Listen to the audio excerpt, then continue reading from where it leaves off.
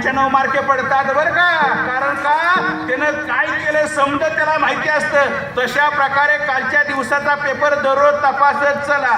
असं जर केलं तर तुमच्या चुका लक्षात येईल आणि एक एक पावलानं तुम्ही पुढे जा. म्हणून आयुष्य पाहिजे होतं. असं कसं काय कली का चांगल्यासाठी आलं नाही महाराज. चांगलं कसं घडत कलीला तर समज वाईट करायचं हे समज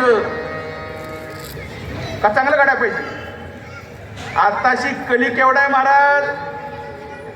पाळण्यात आहे आणि कली त्यानं समध्या ठिकाणी रंग दाखवायचं. पेपर वाचता का नाही, मोबाईलवर बघता का नाही काय घटना घडतात. आजोबानं नातीवर अत्याचार केला हे कलीचं कार्य आहे. कोणाचं कार्य आहे. किती मोठे भ्रष्टाचार आहे सध्याला. हे कुणाचं कार्य आहे. कलीचंच कार्य आहे. मग कली कार्य करतोय आणि परमार्थाच्या बाबतीत जर विचार केला, परमार्थाच्या बाबतीत परमार्थ वाढलाय का कमी झाले अलीकडं.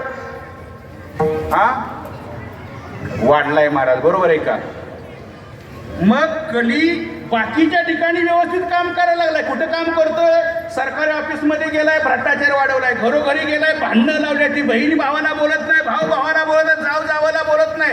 समध्या ठिकाणी भांडणं कलीने लावल्या ती. पण परमार्थात मध्ये महाराजाला थडकायला लागले. वाढलाय का नाही परमार्थ. मग कली काय झोपलाय का हो. परमार्थाच्या बाबतीत समध्या ठिकाणी त्यानं बरोबर कार्य केलंय. समध्या ठिकाणी त्यानं व्यवस्थित काम लावलंय. समध्याला लावलंय. भांडणं चालय, ती अत्याचार चालय, दंगली चालय, समज चालय व्यवस्थित. पण परमार्थ एकदम वाढलेला दिसतोय. आयुष्य कसं आहे माहिती आहे. नीट लक्ष. एकच मिनिटात दृष्टांत देतो. एक राजा होता, जंगलामध्ये शिकारीला गेला.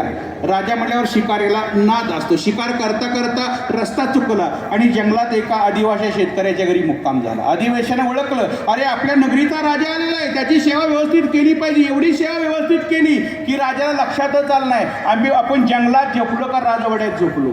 सकाळी राजा खुश झाला. त्या आदिवासी शेतकऱ्याला 4 एकर चंदनाची बाग बक्षीस दिली. राजा घरी आला. आदिवासी सकाळी उठला. वा म्हणला राजाने आपला चंदनाचं कोळसं करून संपलं. 1 एकर चंदन शिल्लक राहिलं. पावसाळा सुरू झाला. यंदा कसा पाऊस होता. खूप नक्षत्र पाऊस थांबता थांबना. याला काय कोळसं करता येईना. उपाशी मरायची वेळ आली. वैतागला. ओलीच लाकडं तोली, ओल्याच लाकडाची मोळी बांधली आणि बाजारामध्ये नेऊन विकायला बसला. पण घल्लं उलट. 3 एकर चंदनाचं कोळसं करून जेवढं पैसे आले नाहीत तेवढं पैसे एकाच दिवशी आलं. त्याची झाकच उतरली. अरे बापरे म्हणला. राजानं आपला काय बक्षीस दिलं. तीर्थ चंदनासारखी दिलेलं आहे. आजपर्यंत आयुष्य कोळशाच्या किमतीत गेलं असेल, पण राहिलेलं आयुष्य तरी चंदनाच्या किमतीत घालवा. मग जे वैकुंठ सुख आहे ते प्रत्येकाच्या कुटुंबामध्ये, प्रत्येकाच्या जीवनामध्ये आल्याशिवाय राहणार नाही. बघा, काही वेळेस आपण चांगलं देतो आणि वाईट घेतो. बरोबर आहे का. आमच्या ग्रामीण भागामध्ये लोक दूध वाढतात आणि दुधाची पगार आली की माल टाकून घरी, म्हणजे दूध वाढायचं आणि दारू प्यायची. काही वेळेस आपण वाईटच देतो आणि वाईटच घेतो. केस द्यायची आणि फुगं घ्यायची, वाईट द्यायचं. काही वेळेस आपण चांगलं देतो आणि चांगलंच घेतो.